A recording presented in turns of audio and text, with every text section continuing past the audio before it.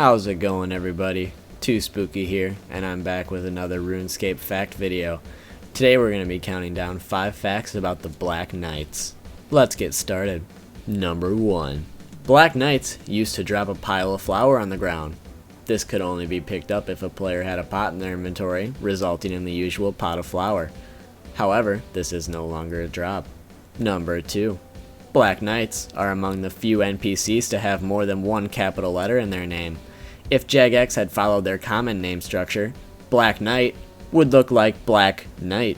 The K in Knight would not be capital, and the B in Black would be capital. However, Black Knights have both the B and the K capitalized. Number 3. The Black Knight in Port Sarim Jail is the only Black Knight known to have a lowercase k in his knight. He is also the only Black Knight not wielding a sword. Number 4. It is said in the RuneScape official handbook that Black Knights weigh over 300 pounds, and it also says that the 300 pounds is almost all muscle, which basically means that they're fucking jacked. And finally, number 5. After the graphical update, there are both male and female Black Knights, contrary to all male Black Knights like it was before.